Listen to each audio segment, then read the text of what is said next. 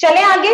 देखो हम क्या देख रहे थे, हम देख रहे थे इंटरप्रिटेशन ऑफ केमिकल रिएक्शन। हमने मोल का जितनी भी नॉलेज हमने अभी तक पढ़ी है मोल के बारे में, हम उसको पूरे के पूरे अपने इंफॉर्मेशन को, पूरी की पूरी नॉलेज को we were interpreting in a chemical reaction. Chemical reaction में हम दिखा रहे थे। तो केमिकल रिएक्शन में हमने देखा था, हम क्या करते हैं केमिकल रिएक्शन का जब भी इंटरप्रिटेशन करते हैं तो उसको बहुत लोग क्या बोलते हैं, स्टोइशियोमेट्री ऑफ द रिएक्शन भी बोलते हैं, स्टोइशियोमेट्री ऑफ द रिएक्शन। अब स्टोइशियोमेट्री का नाम ही बता रहा है आपको कि स्टोइशियोमेट्री में किसकी जरूरत होगी, एक केमिकल रिएक्शन की। और वो केमिकल रिएक्शन कैसा होना चाहिए, it should be a balanced chemical reaction. So whenever I am talking about कि जब भी हमें क्वेश्चन सॉल्व करना है बाय यूजिंग द स्टोइशियोमेट्री, हमारा जो केमिकल रिएक्शन होना चाहिए हमेशा हमेशा क्या होना चाहिए, एक बैलेंस्ड केमिकल रिएक्शन होना चाहिए। ठीक है, हम जो भी इक्वेशन बनाएंगे वो एक बैलेंस केमिकल इक्वेशन बनाएंगे। ठीक है, उसके बाद ही हम क्वेश्चन सॉल्व कर सकते हैं अगर हम स्टोइशियोमेट्री से करें। लेकिन एक और मैंने बोला था कि स्टोइशियोमेट्री में हम बेसिकली क्या कर रहे हैं, with the help of the स्टोइशियोमेट्रिक coefficients हम क्या कर रहे हैं, वहां से हम नंबर ऑफ मोल्स निकाल रहे हैं गिवन इन्फॉर्मेशन से, और उसके बाद हम number of moles of product या number of moles of reactants निकाल रहे हैं। तो basically what we are doing a mole mole analysis. ये बात हुई थी हमारी सारी लास्ट क्लास में, मोल मोल एनालिसिस। हम स्टोइशियोमेट्री के हेल्प से क्या कर रहे हैं, मोल्स के देख रहे हैं, मोल्स को देख रहे हैं, मोलर रेशियो देख रहे हैं और उनका एनालिसिस कर रहे हैं। And depending upon the what is asked in the question and what is given in the question we were solving our questions. ठीक है, अब हमने देखा था कि जो हमने देखा था इसको हमने 3 केसेस में डिवाइड किया था, जो कि 2 केस हमने क्या ऑलरेडी डिस्कस कर लिया है। पहला केस था, so the first case was जब क्या हो, सिंगल रिएक्टेंट हो, जब हमारी केमिकल रिएक्शन में सिर्फ और सिर्फ एक ही रिएक्टेंट इन्वॉल्व हो।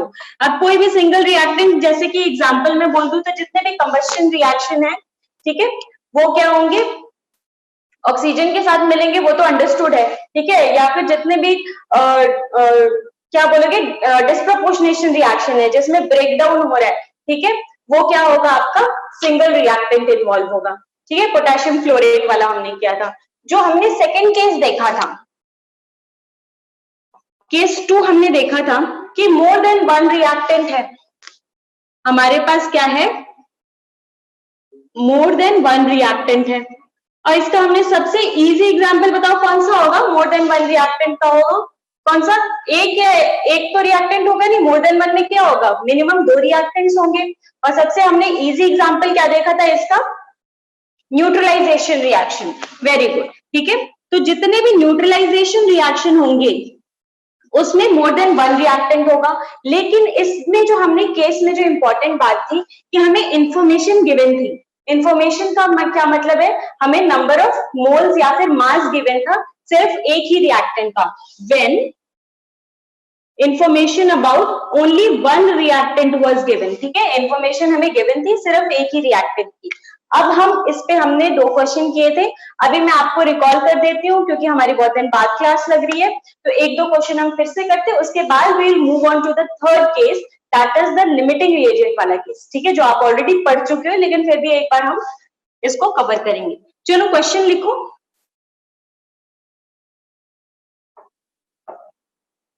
Calculate the mass of oxalic acid which is required to react completely लिख दो, react completely with 21.6 gram of KMnO4. Sorry, it's 31.6, not 21.6, it's 31.6. 31.6। अब मुझे पहले बताओ, सबसे पहले बताइए कि ऑक्सैलिक एसिड क्या होता है। Very good. ठीक है, COOH का 2 बार हम रिपीट कर देंगे, ये होता है ऑक्सैलिक एसिड। तो इसको हम क्या लिखेंगे, H2C2O4, ये होता है हमारा oxalic acid.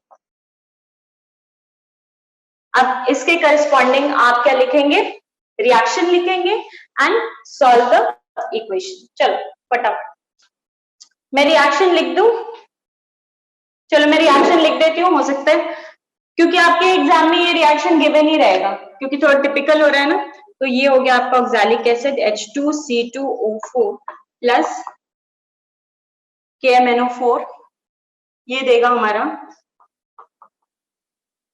MnO plus K2O plus CO2 plus H2O। अब आपका काम ये है, मैंने आपको रिएक्शन दे दिया है, अब आपका काम ये है इसको बैलेंस कीजिए। देखो यहाँ पे K2O है, तो इसको हम क्या बोल देते हैं, यहाँ पे 2 कर देते हैं, तो 2K2 और यहाँ पे भी 2K। अब हमारे पास Mn का लोचा हो गया, ठीक है, तो Mn को ही बराबर कर देते हैं, ठीक हो गया। अब हमारे पास क्या बचा, ऑक्सीजन बचा। ऑक्सीजन को अगर बैलेंस करना है तो यहाँ पे 4 और ये 8 और यहाँ पे 2 3 4 5 6, ठीक है। तो इसको हम बैलेंस करने के लिए सबसे पहले कार्बन को बैलेंस कर देते हैं यहाँ पे, ठीक है। कार्बन को बैलेंस करेंगे हम, पहले ऑक्सीजन को बैलेंस करते हैं, तो ये हो जाएगा 10 CO2 एंड 5 H2O और इसके करस्पॉन्डिंग ये भी क्या हो जाएगा 5, ठीक है, हो गया बैलेंस सारा, ठीक है। So this is a balance chemical reaction. Now you solve the question. चलो जो भी गिवन इंफॉर्मेशन है वहां से हम नंबर ऑफ मोल्स निकालेंगे, नंबर ऑफ मोल्स निकालने के बाद हम क्या करेंगे, उसका स्टोइशियोमेट्री से देखेंगे इक्वेट करके कि क्या हिसाब किताब। चलो इसका नंबर ऑफ मोल्स निकालते हैं। ये क्या हो रहा है, ये हमें गिवन है 31.6। अब इसका नंबर ऑफ मोल निकाल के, चलो ये क्या है 31.6 ग्राम हमें गिवन था क्या, KMnO4। अब ये गिवन इंफॉर्मेशन से हम क्या करेंगे, नंबर ऑफ मोल्स निकालेंगे। बताओ KMnO4 का मोलर मास निकाल लिया होगा सबने, कितना होता है, KMnO4 का मोलर मास बता दो जल्दी से।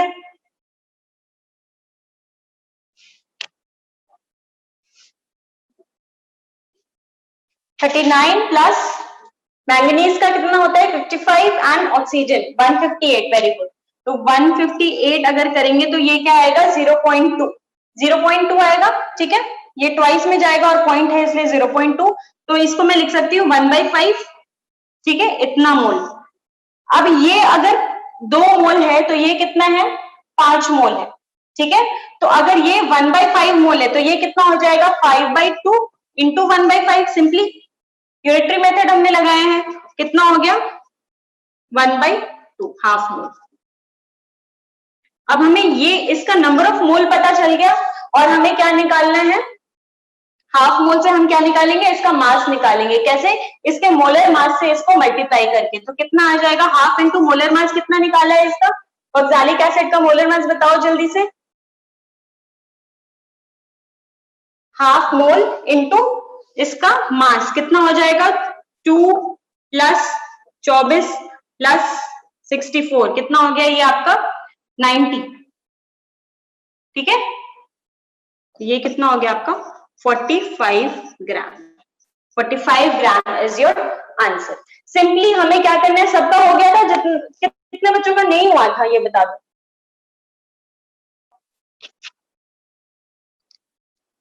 ठीक है, हमें सिंपली क्या करना है, जिनका नहीं हुआ था मैं सिंपली आपको एक लाइन में आंसर बताती हूँ कि जिसका भी नहीं हुआ था हमने क्या किया, गिवन इंफॉर्मेशन क्या है हमारे पास 31.6 ग्राम ऑफ KMnO4 है। क्वेश्चन में आपको गिवन रहेगा क्या, रिएक्शन गिवन रहेगा, हो सकता है बैलेंस केमिकल रिएक्शन भी गिवन हो। अब हमने क्या करना है, सिर्फ गिवन इंफॉर्मेशन से क्या करना है, नंबर ऑफ मोल्स निकालने हैं। नंबर ऑफ मोल्स के बाद हम किसकी हेल्प लेंगे, स्टोइशियोमेट्री की, दैट्स इट। ठीक है, सिंपली हमारा आंसर आ जाएगा अगर कैलकुलेशन मिस्टेक नहीं की तो, प्लस माइनस की गलती नहीं की तो। ठीक है, चलिए एक और क्वेश्चन कर ले। अब इसी का अगर मैं सेकेंड पार्ट बोलूं कि also calculate volume of CO2 gas, इसी क्वेश्चन में हमें क्या करना है, calculate volume of CO2 gas produced at HTP।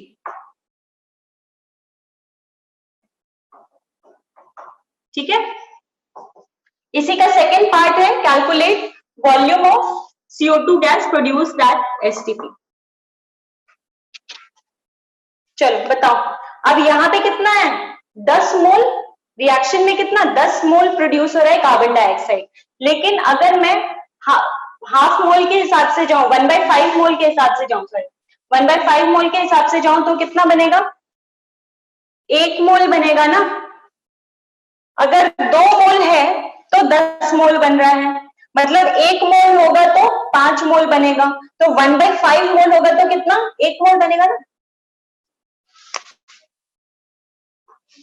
ये 2 मोल है तो ये 10 मोल बन रहा है, 1 मोल होता तो 5 मोल बनता। अगर 1/5 मोल है तो कितना बनेगा, ये बनेगा हमारा 1 मोल, मतलब कैसे 10/2 इंटू 1/5, तो ये कितना हो गया आपका 1 मोल। और 1 मोल कोई भी गैस कितना वॉल्यूम ऑक्यूपाई करता है, पूरी दुनिया जानती है कितना वॉल्यूम ऑक्यूपाई करता है, 22.4 लीटर्स, है ना। चलो वेरी गुड। अब आते हैं हम लिमिटिंग रिएजेंट वाले पार्ट में, जिसका आप लोगों को बहुत बेसब्री से इंतजार था। ठीक है, लिमिटिंग रिएजेंट वाला केस कब आएगा, ये आएगा ऑब्वियसली तीसरे केस में। लेकिन तीसरा केस क्या होगा, तीसरा केस यही होगा, लेकिन हमें और भी इंफॉर्मेशन गिवन होगा। तो लिखो केस 3, केस 3 लिखिए।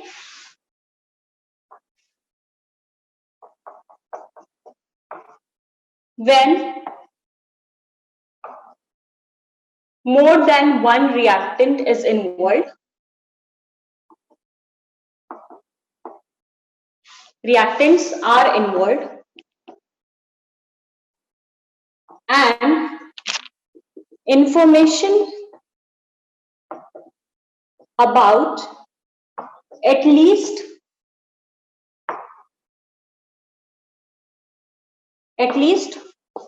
2 reactants are given। समझ में आई बात।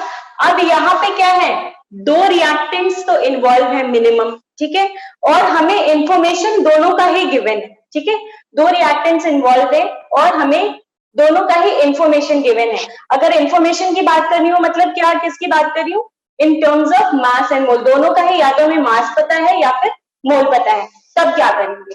ठीक है, तो यही से आता है आपका किसका कॉन्सेप्ट, लिमिटिंग रिएजेंट। अब मैं इतनी बार बोल चुकी हूँ लिमिटिंग रिएजेंट, लिमिटिंग रिएजेंट। ये लिमिटिंग रिएजेंट क्या होता है, ठीक है, लिमिटिंग रिएजेंट क्या होता है, इसको समझने के लिए एक बहुत छोटा सा एग्जांपल हम समझेंगे। मान लो कि हमें मेला जाना है, ठीक है, मुझे आपके साथ मेला जाना है, तो मैं आप लेके जाते हो 50 रुपए मेले में, और मैं लेके जाती हूँ 5 लाख रुपए। ठीक है, और हमें किस रेशियो में स्पेंड करना है, 1:1 रेशियो में। अगर तुम 1 रुपए खर्च करोगे तो मैं भी 1 ही रुपए खर्च करूंगी, उससे ज्यादा नहीं।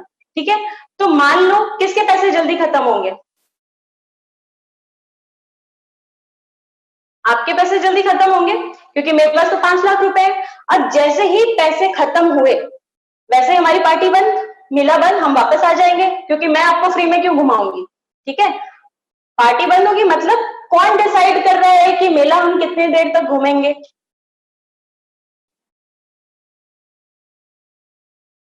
आप डिसाइड कर रहे हो। क्यों, क्योंकि आपके पास क्या है, लिमिटेड पैसा है। अगर मैं 1:2 में, हम बोलते हैं कि 1:2 में स्पेंड करेंगे, तो अगर आप 50 रुपए स्पेंड करते हो तो मैं कितने रुपए स्पेंड करूंगी, 100 रुपए। अगेन आपके 50 रुपए जैसे ही खत्म हुए पार्टी बंद हो जाएगी। ठीक है, हम फ्री में पार्टी नहीं करेंगे। अगर 1:1000 रेशियो में कर रहे हैं हम स्पेंड, तो अगर आपने 50 रुपए स्पेंड किया तो मैंने कितना स्पेंड किया, 50,000, है ना। आपने 50 किया तो मैंने 50,000 स्पेंड किया। अब बताओ किसके पैसे खत्म हुए, आपके खत्म हुए। जैसे आपका खत्म हुआ हमारा पार्टी बंद हो गया, हमारा मेला बंद हो गया। ठीक है, किसने डिसाइड किया, आपने डिसाइड किया, बचा किसका रह गया, किसके पैसे बचे बचे रह गए, मतलब एक्सेस में किसके बचे रह गए, मेरे पैसे बचे रह गए। कितने बचे रह गए, 5 लाख माइनस 50,000 मतलब 4,50,000। ठीक है, तो इतने पैसे मेरे पास बचे रह गए। हमने क्या क्या चीजें खाई, हमने क्या क्या वहां पे कौन सी राइड्स ली, क्या क्या किया, ये किसने डिसाइड किया, ये आप डिसाइड करोगे, है ना, क्योंकि आपके पास जितने पैसे थे उतना ही हमने खर्च किया।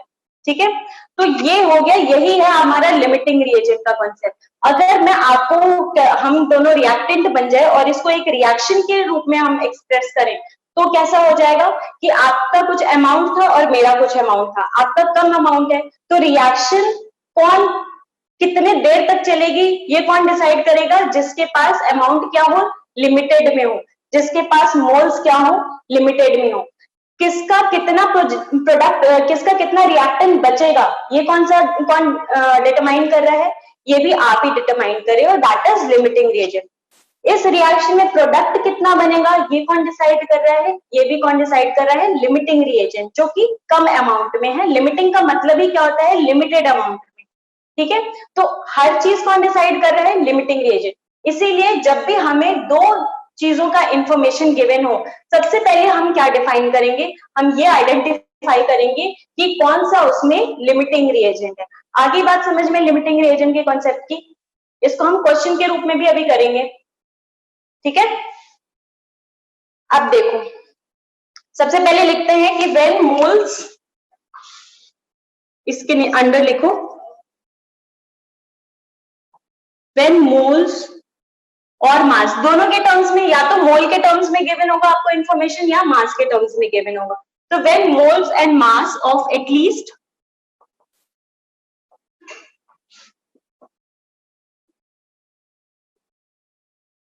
2 reactants आर गिवन। ठीक है, अब हमारे पास एटलीस्ट 2 रिएक्टेंट का मोल या मास गिवन है।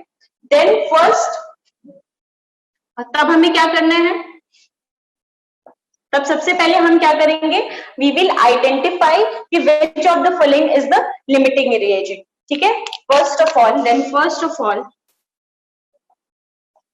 वी हैव टू डिसाइड, हमें क्या डिसाइड करना है कि कौन सा रिएक्टेंट सबसे पहले खत्म हो रहा है। ठीक है, डिसाइड दैट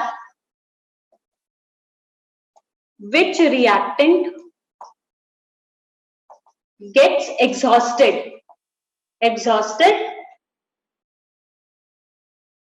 first।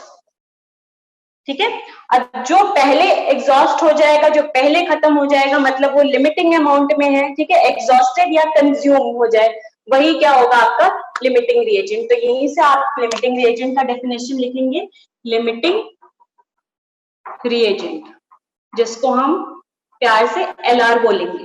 ठीक है, एलआर, ठीक है, शॉर्ट फॉर्म में एलआर बोलेंगे इसको, लिमिटिंग रिएजेंट। अब लिमिटिंग रिएजेंट क्या हो जाएगा, रिएजेंट विच इज प्रेजेंट। अब मैं या तो ये बोलूं कि reagent which is present in limited amount, which is present in limited amount, या फिर मैं क्या कहूं कि reagent which gets consumed in the reaction first, which first gets consumed in the reaction. ठीक है, तो लिखो विच गेट्स consumed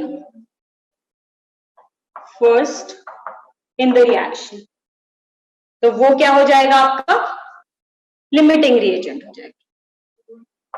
समझ में आ गया लिमिटिंग रिएजेंट। अगर मैं पूछूं excess reagent, excess reagent as the name is suggesting, excess reagent क्या हो जाएगा, जब एक पहले खत्म हो जाएगा तो दूसरा डेफिनेटली क्या हो जाएगा, बच जाएगा। ठीक है, क्योंकि दूसरा अगर ज्यादा अमाउंट में होगा तो दूसरा बच ही जाएगा। एक्सेस रिएजेंट क्या हो जाएगा, the reagent which is present in excess. ठीक है, रिएजेंट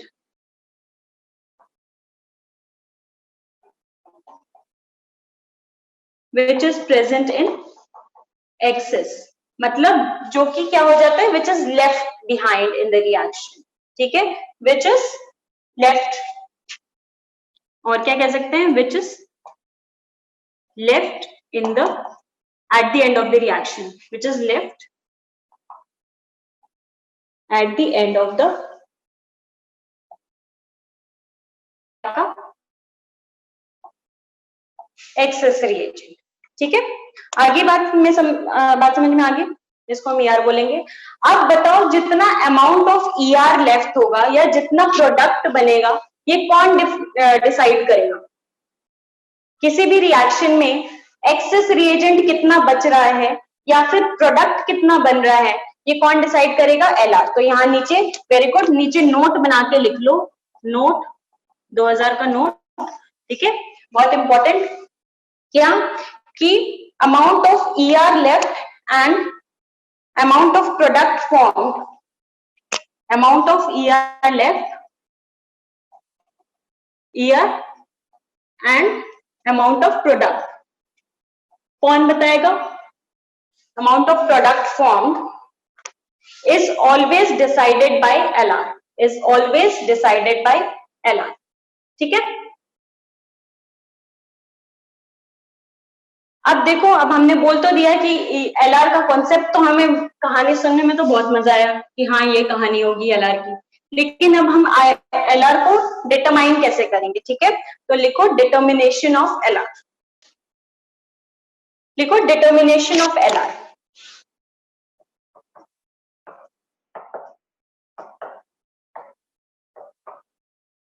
एलआर को हमें डिटरमाइन करना है, तो सबसे पहले हम यहाँ पे क्या पढ़ रहे हैं? स्टोइशियोमेट्री के बारे में पढ़ रहे हैं।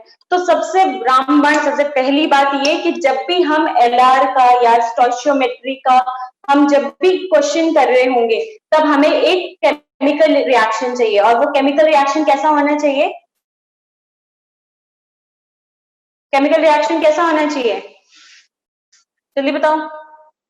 Balanced chemical reaction. ओके, ठीक है, so we will be using a balance. जब भी हम स्टोइशियोमेट्री से डील कर रहे हैं ना, तब हम क्या करेंगे? बैलेंस केमिकल रिएक्शन यूज करेंगे। तो लेट अस से हमारे पास एक केमिकल रिएक्शन है, एलआर का कॉन्सेप्ट है तो मोर देन 2 रिएक्टेंट्स इन्वॉल्व होंगे।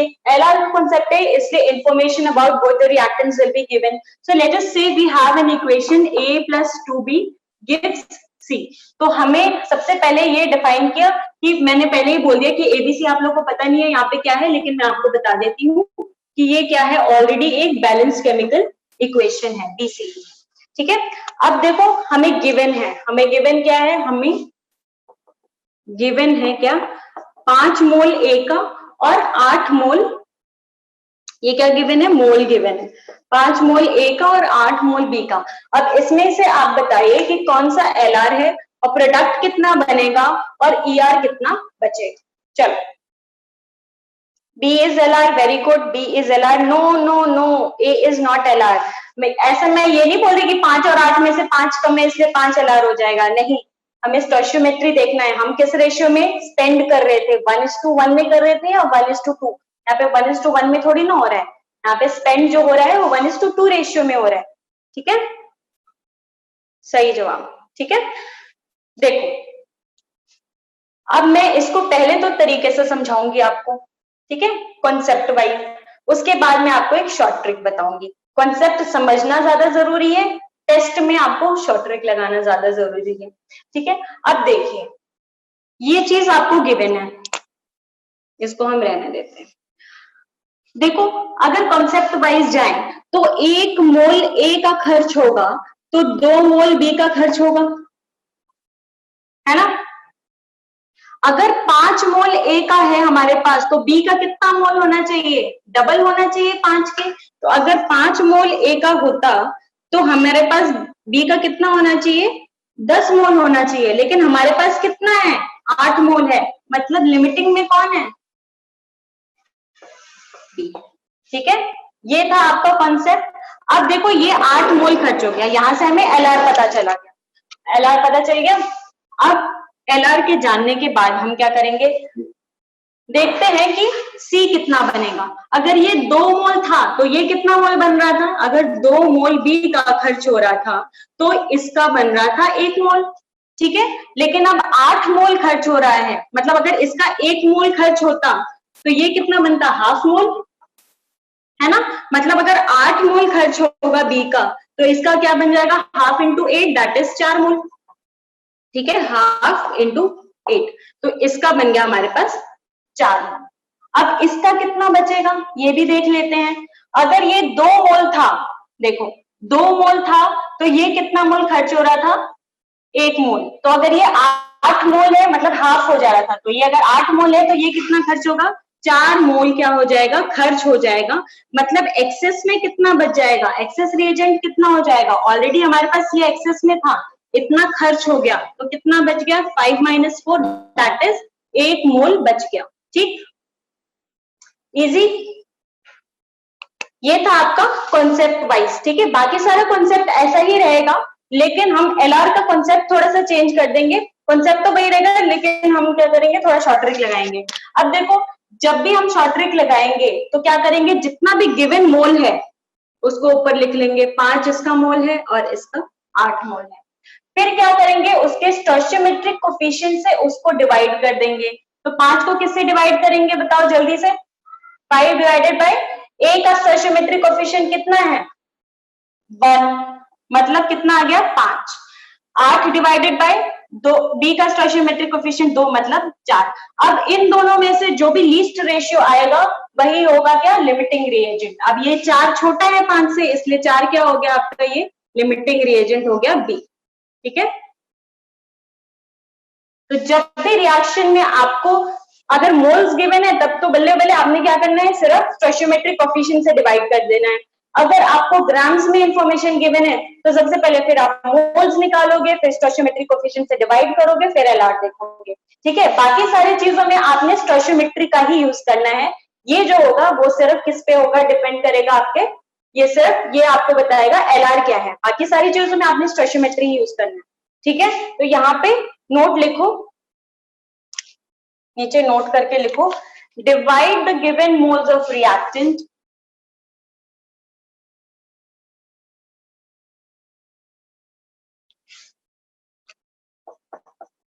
Note, divide the given moles of reactant। ठीक है, हम रिएक्टेंट को डिवाइड कर देंगे किससे, with their stoichiometric coefficient, with their stoichiometric coefficients. ठीक है, and the reactant for which and the reactant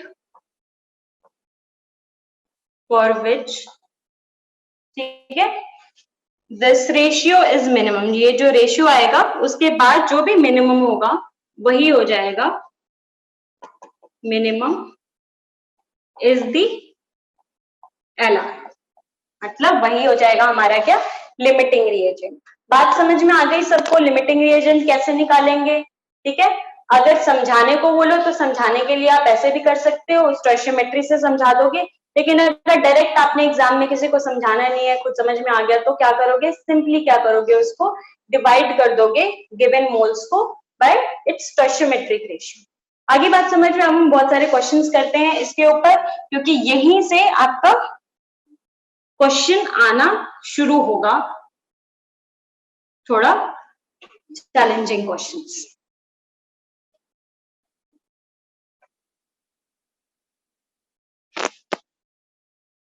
सबको समझ में आ गया लिमिटिंग रिएजेंट का कॉन्सेप्ट, क्वेश्चन करना स्टार्ट, कॉन्फिडेंस आ रहा है, क्वेश्चन कर लेंगे। चलो लिखो, एक रिएक्शन है हमारे पास, वाटर बन रहा है। वाटर कैसे बनता है, H2 + O2 gives 2H2, 2H2 + O2 gives 2H2।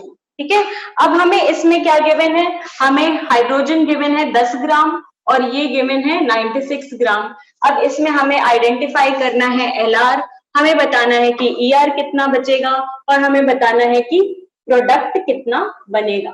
ठीक है, एलआर, ईआर एंड प्रोडक्ट बताना है। चलो, जो भी गिवन इंफॉर्मेशन है उसको हम सबसे पहले मोल्स में कन्वर्ट करेंगे। वेरी गुड, सबका ही सही जवाब आ रहा है। ठीक है, किसी का अभी तक गलत नहीं आया हो, चलो खुशी हुई।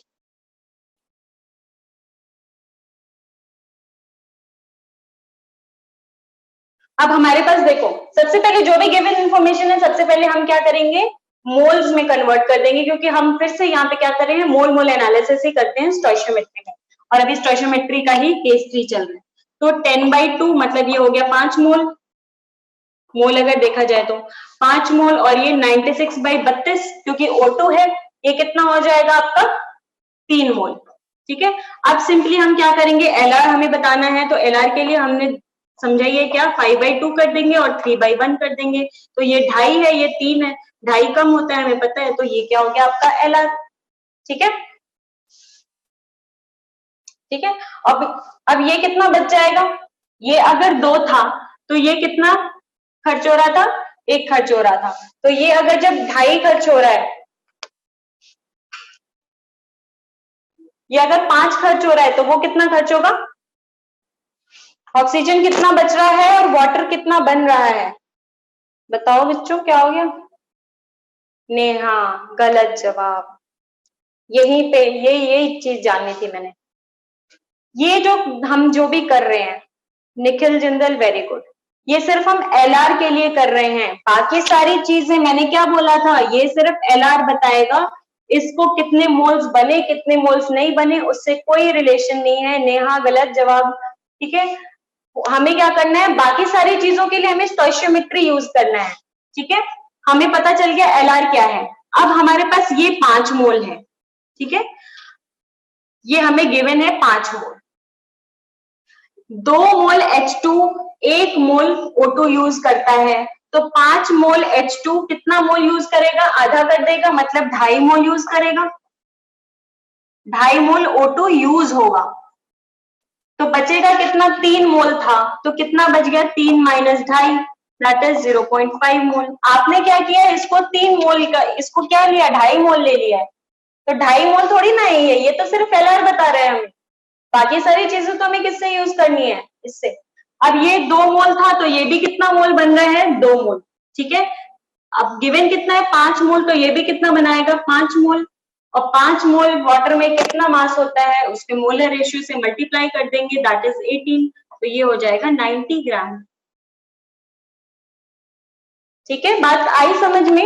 ये चीज जो कर रहे हैं ना हम 5/2 और 3/1, वो सिर्फ हमें एलआर बताएगा, ये कितना बच रहा है, ये कितना बन रहा है, ये सारी चीजें आपकी स्टोइशियोमेट्री से ही पता होंगी, इसको भूल जाओ फिर, ये सिर्फ एलआर बताने के लिए शॉर्ट ट्रिक बताया मैंने।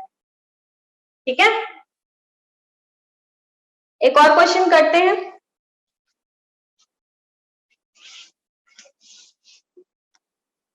नेहा समझ में आ गया कहाँ गलती हो रही थी, जो 1.25 और 1.75 बता रहे थे बच्चे, उनको समझ में आ गया गलती कहाँ हुई।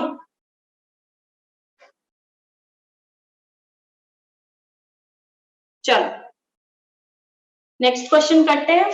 नेक्स्ट क्वेश्चन में लिखो 5 moles of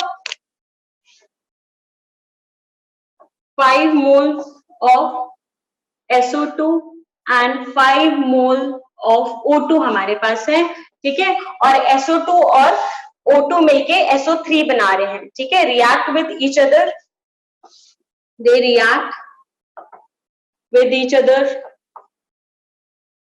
to form SO3।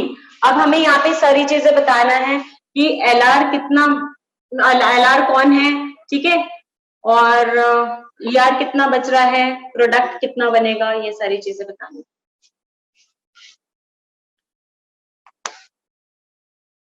ER का वेट बताना है, ठीक है, वेट, इन सबका वेट बताना है, मोल्स तो बताओगे उसके बाद वेट भी बताओ। क्वेश्चन समझ में आ गया, एक रिएक्शन लिखिए इसका, चलो सॉल्व करते हैं।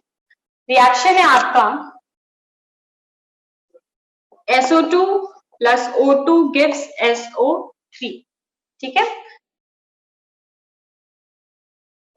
इसको हम बैलेंस कर देते हैं, यहाँ पे 4 है और ये है, तो इसको हम क्या करेंगे, 2SO2 plus O2 gives 2SO3, ये क्या हो गया, 4 2 6 4 2 6। ठीक है, बैलेंस हो गया। ये हमारे पास 5 मोल है, ये भी हमारे पास 5 मोल है। LR डिफाइन करें तो 5/2 और ये 5/1, मतलब ये क्या है हमारा LR है। ठीक है, ये ऊपर कर लो, अगर कंफ्यूजन हो रही है ना तो ऊपर कर लो ये। अब ये हमारा LR हो गया, तो ये 2 मोल था तो ये 1 मोल खर्च हो रहा है, तो ये अगर 5 मोल है तो ये कितना मोल खर्च होगा, 2.5 मोल। तो बचेगा कितना, 2.5 मोल, 5 माइनस 2.5, ठीक है, 5 माइनस 2.5 दैट इज 2.5 मोल बच गया। 2.5 का वेट कितना हो जाएगा, 2.5 इंटू 32 मतलब 5/2 इंटू 32 मतलब 16 इंटू 5 कितना 80 ग्राम होगा ना। तुम लोग अलग अलग अपना कैलकुलेशन कर रहे थे, 80 ग्राम्स बचेगा। ये 2 मोल था तो ये 2 ही मोल बन रहा है, तो अगर ये 5 मोल है तो ये भी 5 मोल बनेगा। और इसका वेट कितना हो जाएगा, 5 इंटू SO3 का मास कितना होता है, मोलर मास बताओ, 32 और 48 दैट इज 80, तो ये कितना हो गया 400। सिंपल।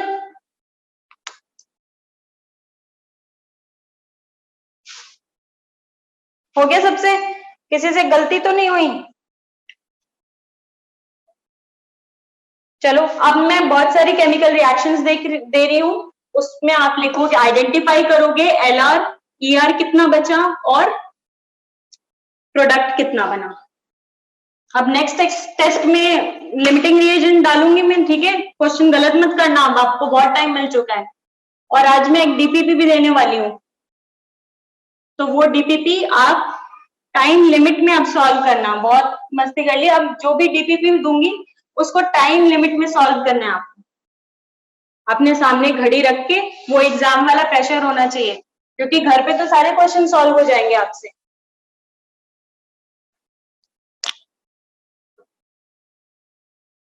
चलो लिखो, पहला I2 plus Cl2 gives ICl plus ICl3।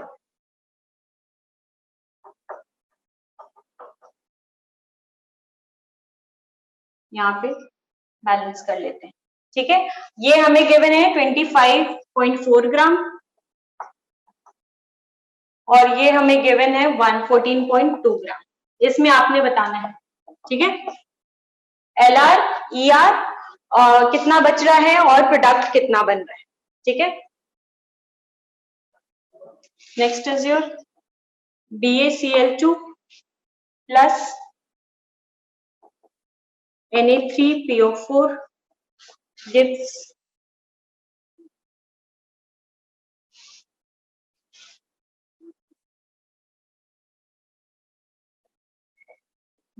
Ba3PO4 whole twice plus NaCl, ठीक है। इसको हम बैलेंस कर देते हैं, ठीक है। बैलेंस कैसे करेंगे, 3 2 6 हो गया। इसमें हमें क्या गिवन है, इसमें हमें ये है, ये 0.5 मोल गिवन है और ये 0.2 मोल गिवन है। फिर नेक्स्ट FeS2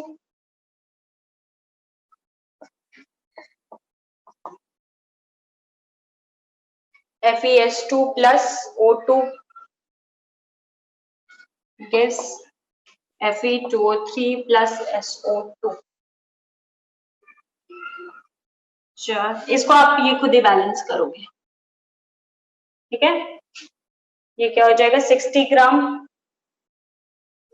60 ग्राम ये गिवन है, सॉरी 600 ग्राम ये गिवन है और 800 ग्राम, 600 ग्राम और 800। नेक्स्ट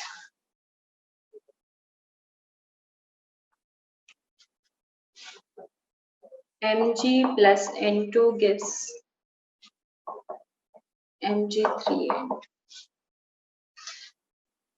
ठीक है। ये 72 ग्राम्स गिवन है और ये 56 चलो सॉल्व करो।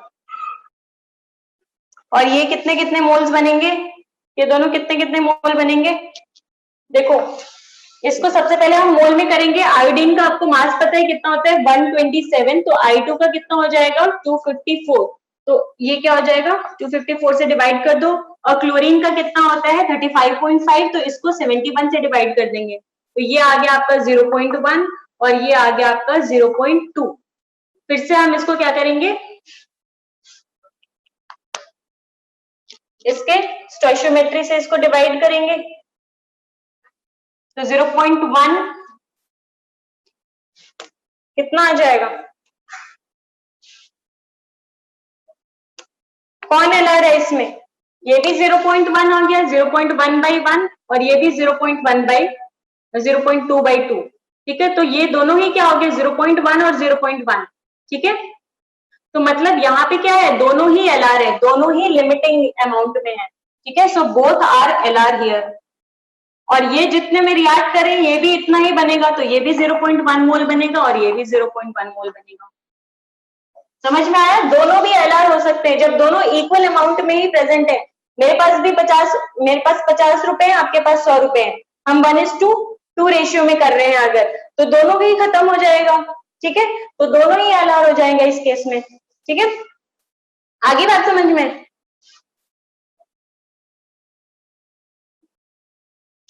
अब सिंपली ये आपका बैलेंस रिएक्शन था, तो 0.5/3 और ये 0.2/2, तो 0.5/3 क्या हो जाएगा आपका, ये 0.2/2, ये 0.1 होगा और ये 0.1 से ज्यादा होगा, तो ये क्या हो जाएगा आपका एलआर। ठीक है, तो ये अगर ये 2 मोल था तो ये 1 मोल बन रहा था और ये 6 मोल बन रहा था, तो अगर ये 0.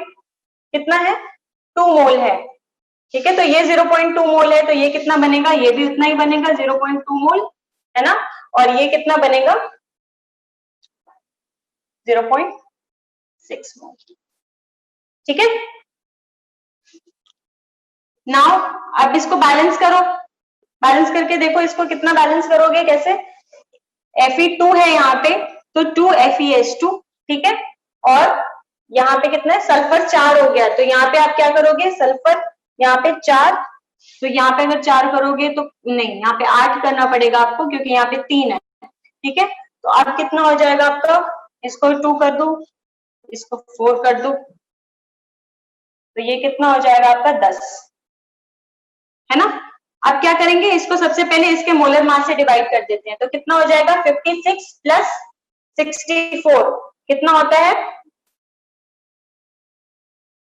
120। ठीक है, और ये क्या है O2, मतलब इसको डिवाइडेड बाय 32, तो ये कितना हो जाएगा आपका, मोल कितना आ जाएगा, ये 5 मोल आ जाएगा, और ये कितना हो जाएगा आपका 25 मोल। ठीक है, ये कितना हो गया आपका 25 मोल।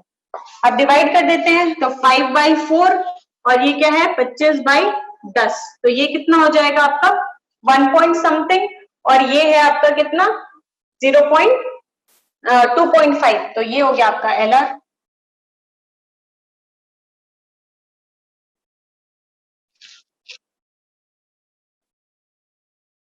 अब ये एलआर है, तो ये कितना बन जाएगा, ये बनेगा 2/4 इंटू 5 मोल, और ये बनेगा 8/4 इंटू 5 मोल, मतलब 1/2, ये बनेगा 2.5 मोल,